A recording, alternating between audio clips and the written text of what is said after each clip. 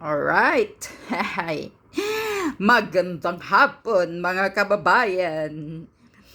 Ipapakita ko lang sa inyo, kinuha ko dito sa isang vlogger, kung paano ginutom at iniiwasan ni Kitty at ni Hanilet Avancenia itong si Mares Umale dito sa The Hague, Netherlands.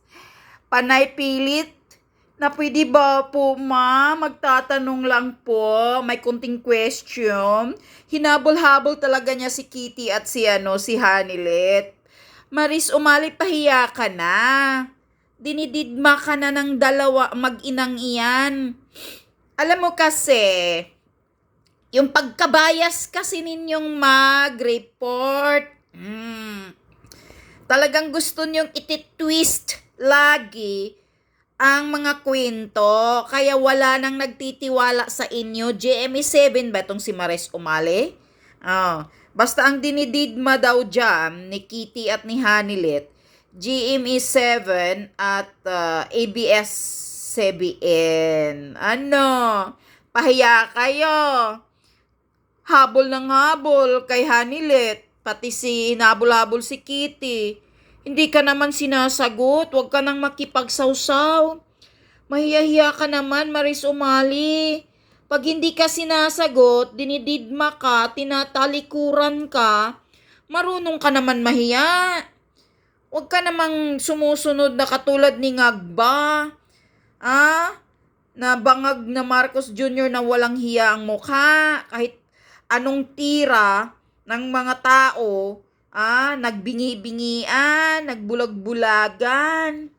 Pero ikaw, Maris Umali, harap-harapang tinalikuran ka habang nagtatanong, hindi ka sinasagot. Mahiya ka naman, Maris Umali, ha? Ayusin nyo kasi yung mga balita ninyo. Huwag kayong magbalita na twisted ang kwento ninyo, ha?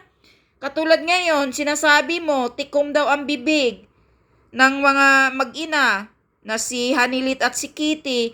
Hindi po tikom yan, kundi ayaw nilang sumagot sa inyo. Iseminay lang ang pinapatulan nila, iseminay lang sila sasagot. Pahiya ka, di ba? Kasi may iseminay dyan. At saka yung mga ordinaryong kababayan natin ang hinayakap ni Hanilet. Pahiya ka, Mares? Mahiya ka naman sa pagmumukha mo, okay? Pakinggan nyo ito. Matatawa kayo dito sa isang vloggers na to na nagsasalita din siya, Mag-inang Hanilet at Kitty Duterte, mga kababayan, ang bias media doon sa the Netherlands. Ganito lang pala ang taktika, mga kababayan Huwag mong pansinin ang mainstream media. Gutumin nyo sila. Correct. At nagkakandara pa ang mga bias media, mga kababayan, sa pag-interview kay Hanilet at kay Kitty. Pero ba ilap ang mga Duterte, mga kababayan Sa makatuwid, nakurot pa nga dito sa gilid, mga kababayan, si Kitty Duterte na kanyang ina na si Hanilet nung nung sumagot sa tanong ng biased media. At ayun, nagutom sila, mga kababayan. Hindi sila nakapagtanong ng mga intriga. Samantalang ang mga tao, mga kababayan, at ang SMNI napagbigyan ng interview nila. Panoorin niyo po, mga kababayan, ha? Susubukan po natin makausap. Subukan mo. Go, subukan mo. Kung kaya mo. Mag-ina, kauna nga po sa kanilang pagbisita sa dating Pangulo. So, tikom po yung kanilang bibig. Wow! Anong tikom? Ang mga kababayan, tikom ang bibig daw. Dinididma ka? Tikom po yung kanilang bibig kapag kinukumusta.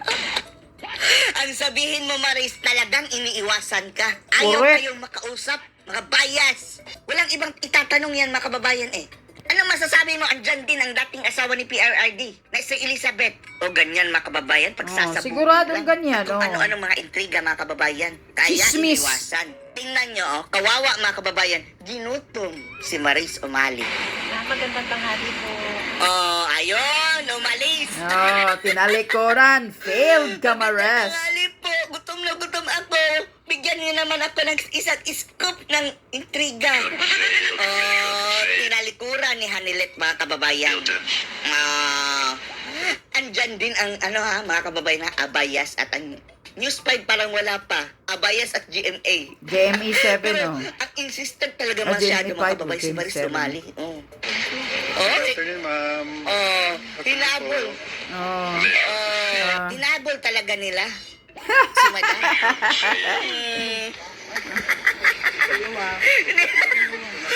Tignan ang bibig. Hindi kayo pinansin eh. Correct. Onilet. Samantalang ang mga ordinaryo tao, mga kababayan, hinanta ni Hanilet. Yeah. Ito. Ano? Pahiya kayo. Nagpapakita lang kayo na walang kwenta yung media ninyo. Ito. Yes, ano po yung sabi sa inyo doon nang nag-ask kayo ng permission? Pati si Kitty, mga kababayan, Ah. interview. Lumingon na sige, ayaw nang tumingin. Dahil nakurot ito eh. Nakurot ang kanyang nanay, mga kababayan, nung unang sumagot sa reporter. Nakurot. Binigay na po bang time kung makakapasok kayo? Hindi pinansin. Mission failed. Yan talaga ang dapat, mga kababayan. Gutumin natin yung bias media. Huwag niyong panoorin. At sa mga Duterte naman, mga kababayan, huwag nilang pagbigyan. Anyway, wala namang kwenta, mga kababayan, re-report nila eh. Correct. Twist lang nila, mga kababayan, kahit anong pang ganda ng inyong usapan sa harapan. Mission failed. Eto mga kababayan, nakurot si Kitty. Dahil munti ka nang mapasagot si Kitty sa mga kababayan, reporter. Hi, Miss Kitty. Hi, Miss Kitty. Ang ganda ni Kitty, mga kababayan. Tingnan nyo, ha? Ang ganda nga ni Paano siyang Kitty. sumagot? Dumalaw ngayon? Ayun, Ah. ang tamay, Ang tamay niya. Kinabig lang ni Mami Abansin Hanilet Nakurot na huwag ang kang bibig. sumagot. Aroy, mami. Huwag kang sumagot, Sige na nga. Kitty. Parang ganun na. Subukan natin sila. Ang ibig sabihin yan. Ayun na. Lika na. Layas na tayo. Idigma yan. No. Ayun, wala na si Kitty. Hindi na kasagot sa bias media. Ang sabi ni Hanelit, dito na tayo sa mga vloggers. Mga Sa vloggers. kababayan natin. Walang bias dito. Butata. Tinabunan na. Buti nga. Medyo tikom po yung kanilang bibig kapag kinukumusta. Tikom daw ang bibig. Tikom? Ano pinagsasabi mo yung tikom ang bibig? Mahihiya ka naman. Kasi na Hanelit at si Kitty. Iniiwasan Tingnan ka. natin Ang gulo ng mga SMNI, mga kababayan at vloggers. Kinausap naman eh. Kaya nga. Seminay. Kumusta inyo? Kumusta Ang SMNI, kinausap. Yan ba ang tikom ang bibig? Ay, ma. Ah. Ayo, kapoy lang. At ang maganda dito, mga kababayan, nagbisaya si Hanilet at ang SMNI. Hindi na iintindihan ng mga bias. SMNI, Siri naman si Sir. pinagbigyan. Correct. Tapos ang sabi ni Maris Umali, tikom ang bibig. Yan ba ang tikom? Buti nga. Tingnan nyo si Maris Umali, mga kababayan, ha. Ipakita natin, mga kababayan, ha. Si Maris na grabe, uhaw na uhaw sa atensyon, mga kababayan. Parang hinabol-habol talaga. Si Madam Kitty. Ayun si Maris, kahit nag-i-interview ang SMNI, sisingit talaga, mga kababayan. Kaya nga, Ayun. umiwas-iwas si Hanilet. Ayun, ni Madam, tabunan mo ako. Gusto... si Maris, gusto makakuha ng anggulo. Sige. Parang naghahabulan sila, mga kababayan. Kawawang Maris. Ayun si Maris, nasa harapan na talaga. Tumalikod si Madam. Tumalikod. Grabe ito, mga bias media. Uhaw na uhaw. Yan ang bagay sa kanila, mga kababayan. Huwag nang patulan. Correct. Gutumin. Anyway, after nyan, mga kababayan, iti-twist. Diba? Anong ginawa nito si Maris Umali kahapon? Nagpunta talaga sa taga-ICC, mga kababayan, nagsumbong. At tinotroll daw ang mga judges ng ICC. Kapal ng Tinupuyog mukha. daw ng mga supporters sa mga Duterte. Ayun, hindi pinatulan ng ICC, mga kababayan. Sabi ng ICC, Pahiya. parang wala kaming panahon dyan. Pagbisaya ka, Hanilet, para hindi maintindihan ng mga bruhang iyan, Habang nag-i-interview, mga kababayan, pinagsiksikan talaga niya. Kanyang sarili kaya nga. dyan, Habol ng habol si Maris Umali. Taga-abayas sa mga kababayan. Ayun, lumayas si Hanilet. Habol, Maris. Habol. Masisibak ka niyan. Buti nga. Eto ha, angle ito ng GMA mga kababayan ha. Nakikita nyo ha, ito ang kanilang camera. Mayroon si Maris, mayroon cellphone, at mayroon cameraman. Samantalang ito mga kababayan, kuha ng isang vlogger. Tingnan nyo. Niyayakap pa ni Hanilit ang mga Pilipinong nagmamalasakit kay PRRD. Yan ba ang tikom ang bibig, Video daw. Pinagbigyan ang mga tao, mga kababayan. Eto pa ha. Hindi naman tikom ang bibig, di ba? Hanan ato ang kuan. Gitamay na ay Ginoo sila.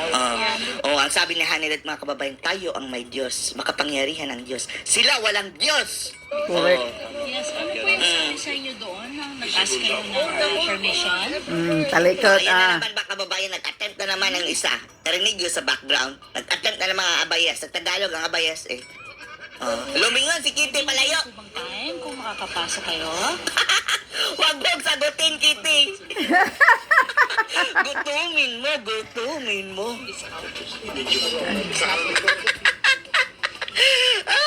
Binlock ni Hanilet mga kababayan. Yan ang bagay. Correct. Tama. T-shirt na mo, Duterte. Tayo mga Travel from London. Yes. Wow, from London pa. Bilib tayo sa mga kababayan natin. Walang alisan mga kababayan. Correct. Grabe talaga ang hindi rin pagtiyaga ako ng mga sakripisyo, mga kababayan kababayan nating mga Duterte papunta dyan, supporters. panlamig.